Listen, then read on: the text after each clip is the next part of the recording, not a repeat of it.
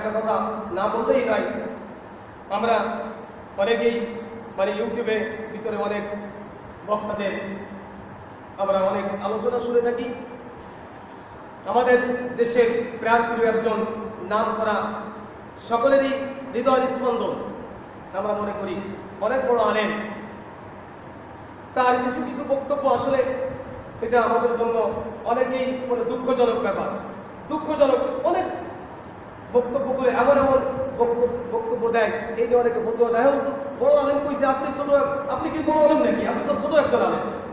বড় আলেম বলতেছে এটা করতে, আপনি বলেন এটা করতে। কাজা নামাজের বিষয় হাদিসের ভিতরে কি আসছে? আল্লাহ রাসূল সাল্লাল্লাহু আলাইহি ওয়াসাল্লাম খায়বরের যুদ্ধে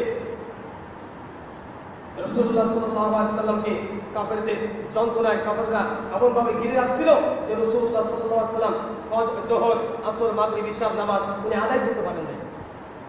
তারা আমরা অনেকে বলি কাজা নামাজ বলতে কোনো কিছু নাই। কাজা নামাজ আবার কিসের?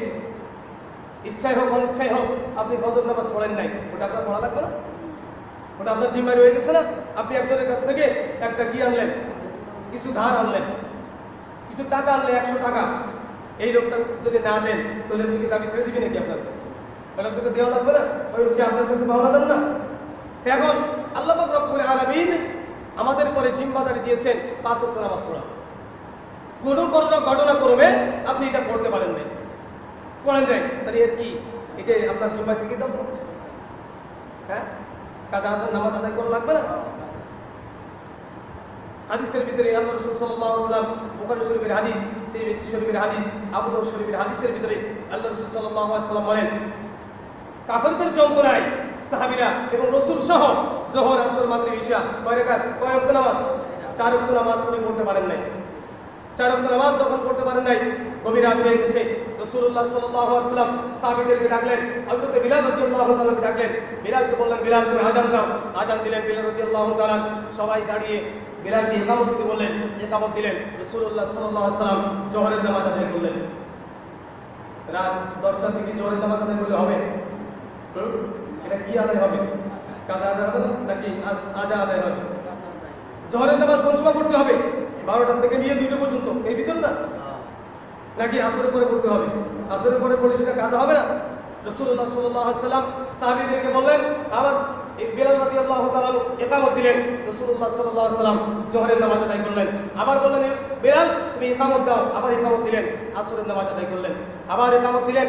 আবার মাগরিবের নামাজ আদায় করলেন। এবার হযরত বিলাল রাদিয়াল্লাহু তাআলাকে বললেন আবার ইকামত দিতে। বিলাল রাদিয়াল্লাহু তাআলা ইকামত দিলেন, ইশার নামাজ আদায় করলেন। তাহলে 4 ওয়াক্ত নামাজ রাসূল সাল্লাল্লাহু আলাইহি ওয়াসাল্লাম কাজা আদায় করলেন না? আর আমি যদি বলি যে কাজা নামাজ বলতে কোনো কিছু নাই, তাহলে হাদিসের বিরোধিতা করা হবে না? বুখারী শরীফের হাদিস, তিরমিজি শরীফের হাদিস, আবু দাউদ শরীফের হাদিস, হযরত আব্দুল্লাহ ইবনে মাসউদ রাদিয়াল্লাহু তাআলা বড় মামের একজন সাহাবী, তিনি বলেন যে আমি নিজেই চোখে দেখেছি, আমি ওই মধ্যে ছিলাম। রাসূলুল্লাহ সাল্লাল্লাহু আলাইহি ওয়াসাল্লাম কাজা নামাজ আদায় করেছেন। এই জন্য বলে যে কাজা নামাজ বলতে কোনো নামাজ নেই। আমাদের একজন প্রাণপ্রিয় বক্তা মিজানুর রহমান আজহারী, তিনি বাংলাদেশ থেকে চলে গেছেন।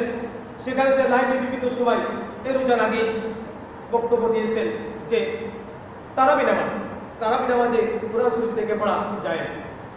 তারাবি নামাজে কোরআন শরীফ থেকে পড়া কি জায়েজ? নফল এবং সুন্নাহ নামাজে, তারাবি নামাজে এবং নফল নামাজে কোরআন শরীফ থেকে পড়া কি আছে? জায়েজ। এখন দেখেন কোরআন শরীফ আপনারা কেমন করে থেকে পড়বেন? এই যে আমি হাতে নিলাম, আমি ইমাম সাহেব, আমি যদি কোরআন শরীফটা হাতে নিই তাহলে আমি যে নামাজ পড়তেছি এটা কি মনে হবে?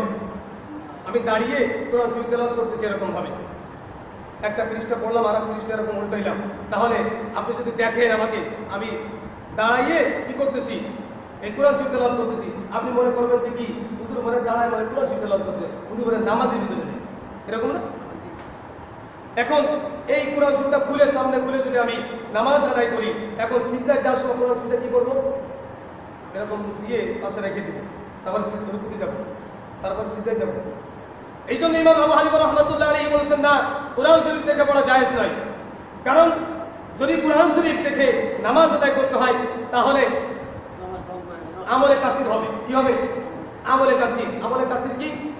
আপনি নামাজের ভিতর দাঁড়িয়ে এমন কাজ করতেছেন, পিছনে একজন লোক দাঁড়িয়ে আপনাকে দেখতেছেন যে আপনি নামাজেই নাই, মনে হইতেছেন আপনি নামাজে, সামনে কোরআন শরীফ খুলে নিয়ে যদি আপনি নামাজ আদায় করতে চান তাহলে কি আমাদের কাছে হবে না?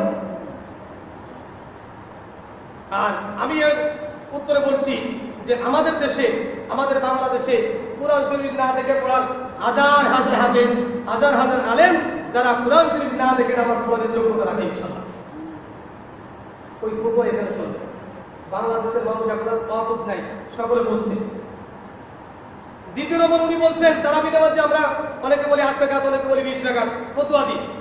উনি বলছেন যে না, 10 রাকাত, 20 রাকাত, 8 রাকাত এরকম কোনো হাদিস নাই। এটা হলো তারাবি নামাজের কোয়ালিটি দেখি। কোয়ালিটি মানে কি? যদি আপনি 4 রাকাত তারাবি নামাজ সারা রাত পড়েন তাহলে তাই সেটা উত্তম। 4 রাকাত তারাবি নামাজ যদি সারা রাত আপনি তেলাওয়াত করতে পারেন, 4 রাকাত নামাজে তাহলে এটা উত্তম। অর্থাৎ তারাবি নামাজ 4 রাকাত। আরো আরেকটা ফতোয়া দিয়েছে যেটা ডাইরেক্ট আমি মনে করি আমার ছোট জ্ঞানে যেটা ধরে কোরআনের বিরোধিতা। যেরকম আল্লাহ পাক রব্বুল আলামিন বলেন, ফামান কানা মিনকুম মারিদান আও আলা সাফারিন ফাইদ্দাতুম মিন আইয়ামিন উখরা। দুইটা কারণে তোমরা রোজাকে ছাড়তে পারবে। কয়টা কারণ? কে বলছে? আল্লাহ পাক রব্বুল আলামিন কোরআনের ভিতরে সূরাতুল বাকারার ভিতরে আসছে, 2 জায়গায় আসছে। আল্লাহ পাক রব্বুল আলামিন বলেন যে দুইটা কারণে তোমরা কি রোজাকে ছাড়তে পারবে। আর তিনি বলতেছেন যে না, আরো কারণ আছে। ওনার বক্তব্য হলো যারা রিক্সা চালায় এরা রোজা না রাখলে কোনো সমস্যা নেই, যারা মাটি কাটে এরা রোজা না রাখলে কোনো সমস্যা নাই, যারা কষ্টের কাজ করে এরা রোজা না রাখলে সমস্যা নাই। উনি বলছেন যে অন্য মাসে যে সময় ছোটবেলা ওই সময় রেখে দিলে কি আদায় হয়ে যাবে। তাহলে এটা কি ডাইরেক্ট কোরআনের বিরুদ্ধে করা হলো না? বাংলাদেশ থেকে যাওয়ার পরেও ওই বাইরের থেকে লাইভি মানে বাংলাদেশের মানুষের ভিতরে বিভ্রান্তি সৃষ্টি করার জন্য উনি মানে বিরাট বড় করে একটা ফুটবল সার্ভিস উনি বলতেছেন যে আল্লাহ পাক রব্বুল আলামিন বলেন, ইয়া আইয়ুহাল্লাযীনা আইয়ামান মা'দুদা ফামান কানা মিনকুম মারিদান আও আলা সাফারিন ফাইদ্দাতুম মিন আইয়ামিন উখর। হে মুসলমানেরা, তোমাদের জন্য আমি নির্দিষ্ট কয়েকটা দিনের জন্য রোজাকে ফরজ করে দিয়েছি। এই নির্দিষ্ট সময়ের ভিতরে যদি তোমরা কেউ অসুস্থ হয়ে পড়ো অথবা সফরে থাকো তাহলে তোমাদের জন্য আইয়ামিন উখর অর্থাৎ অন্য মাসে অন্য কোনো সময় তোমরা এই রোজাটাকে পূরণ করে দিবে। আল্লাহ বলতেছেন দুইটা কারণ, আমি আরো কারণ দিচ্ছি। আর এটা কোরআনের বিরুদ্ধে করা হলো।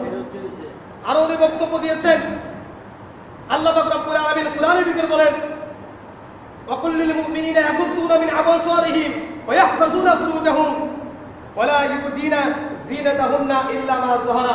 আল্লাহ পাক রব্বুল আলামিন বলেন, হে মুসলমান নারীরা, তোমরা তোমাদের সৌন্দর্যকে অপরিচিত মাহারাম ব্যতীত কোন পুরুষের সামনে জাহির করো না, মা যাহারা তোমরা প্রকাশ করো না। অর্থাৎ তোমরা যখন বাইরে বের হও তোমাদের মাথা উল্টাটাকে এরকম দাঁড়িয়ে দাও। এরকম কথা আসছে হাদিসের ভিতরে, এরকম আসছে এই এরকম দিদি যাতে তোমাদের চেহারা থেকে উনি বলতেছেন না, এরকম রাখলেই ফরজ আদায় হয়ে যাবে।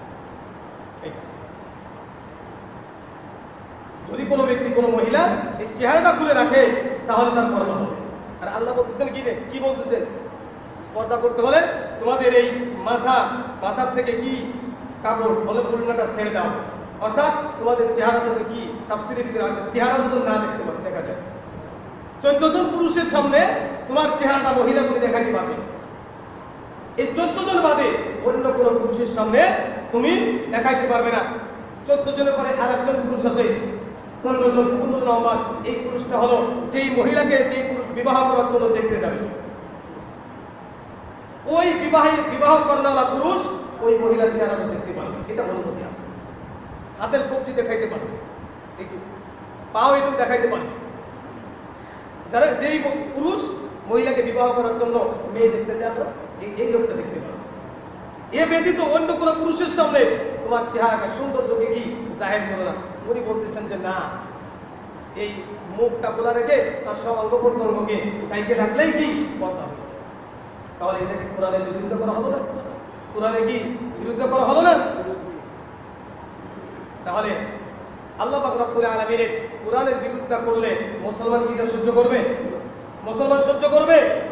এই জন্য আমি অনেক সময় বলি, আমি শিবির করে দেখছি যে ডাক্তার ব্রেন খুব ভালো, ব্রেনের কারণে মানুষ কি লেখাপড়া শিখে ডাক্তারি করছে। ডাক্তারি কোর্সে আসে, ডাক্তারি পড়া হয়ে গেছে, এই লোকটাকে অপারেশন থিয়েটারে যেতে পারে? কথা বলেন না কেন আপনারা? অপারেশন থিয়েটারে যেতে পারবে? ভালো ব্রেনিয়াল ছাত্র, সে লেখাপড়া শিখে ডাক্তার পাস করছে, ওরা কি অপারেশন থিয়েটারে নিবে? অপারেশন করার জন্য একজন রুগী তার কি ডেলিভারি করা লাগবে বা অন্য কোনো অপারেশন করা লাগবে, ওকে কি ডাইরেক্ট অপারেশনের থিয়েটারে নিয়ে যাবে? কেন নেবে না? কারণ ওর ভিতরে অপারেশন করার যোগ্যতা এখন হাসিল হয় না। ওই লোকটা যতই বেরেনে হোক না কেন, যত বড় ডাক্তার হোক না কেন, আর একজন ডাক্তারের কাছে থেকে পরামর্শ নিয়ে তাকে কি শিখতে হবে, আগে কৌশল অবলম্বন করে তারপরে কি অপারেশন থিয়েটারে ঢুকতে হবে। এর আগে যত বড় ভালো ছাত্র হোক না কেন, ডাক্তারি পাস করলেই কি তাকে কি অপারেশন থিয়েটারে নেওয়া হয়? এই জন্য আমি বলি, যতই বড় আলেম হোক না কেন, ফতোয়া দেওয়ার জন্য মুরব্বী বড় বড় আলেমদের কাছে যায়, তার কাছে যে তাদের পরামর্শ নিয়ে একটা ফতোয়া দিতে হয়, যাতে এই ফতোয়াটা মানুষের ভিতরে, উম্মতের ভিতরে বিভ্রান্তি সৃষ্টি না হয়।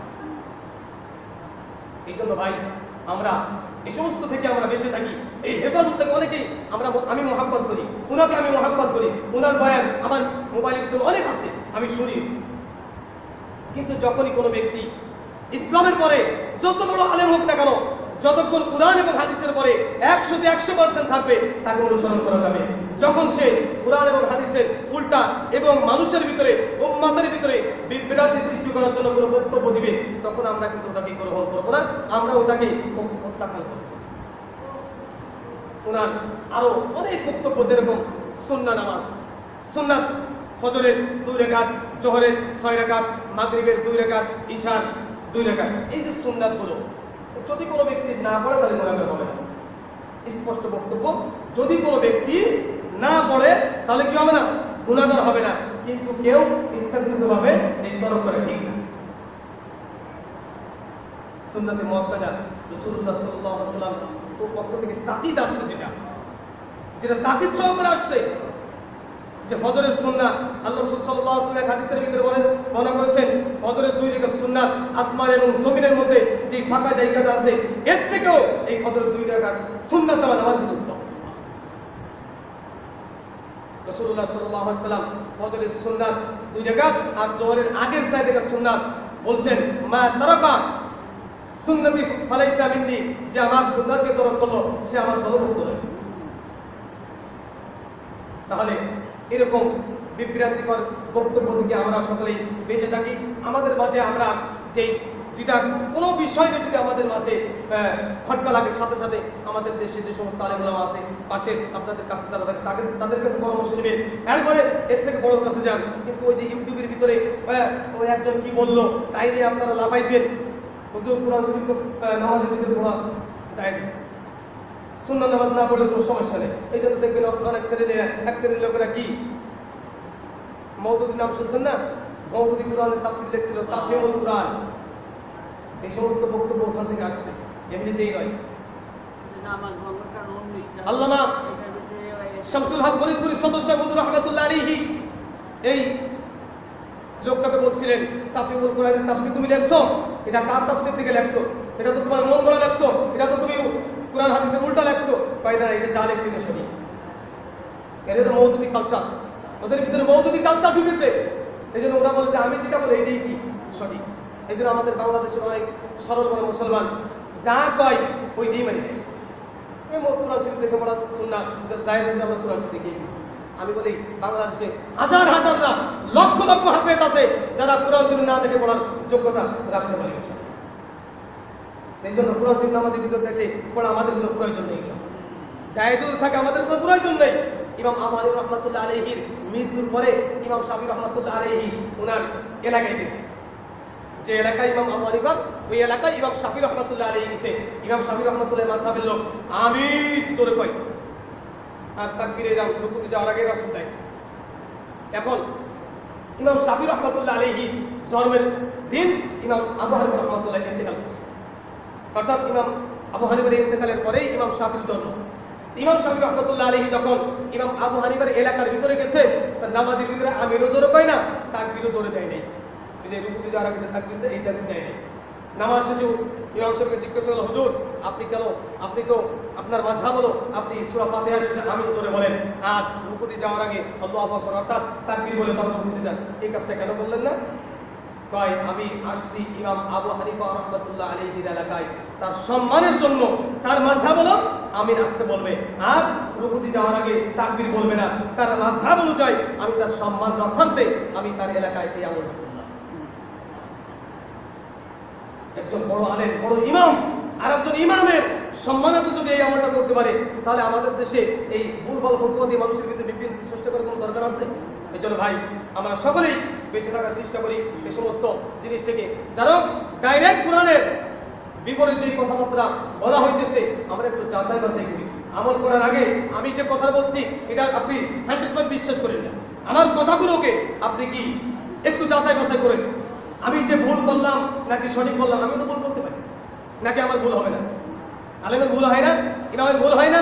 ইমামের ভুল না মুক্তাদির লুকমা দেয় কেন? হ্যাঁ, যে ইমাম মুক্তাদি ইমামের লুকমা দেওয়ার কারণে ইমাম লুকমা গ্রহণ করে না, ওই ইমামের পিছনে মুক্তাদির নামাজ হবে না। কারণ এটা ভুল সকলের হতে পারে, আর লুকমা সকলের নিতে হবে। এই ইমাম যতই বড় হোক আলেম, ও যদি বলে আমি বড় আলেম, আমি একজন সূরা ফাতিহা জানে, ও লুকমা দিল, আমার লুকমা নেই বলে দিল না, তাহলে নামাজই হবে। এই জন্য লুকমা আমরা দেওয়ার চেষ্টা করি। আল্লাহ তাআলা আমাদের সকলকে এই বিভ্রান্তিকর বক্তব্য থেকে, বিভ্রান্তিকর মাসআলা থেকে আমাদের সকলকে, বাংলার সমস্ত মুসলমান জাতিদেরকে আল্লাহ তাআলা হেফাজত করুক। সকলে বলি আমিন।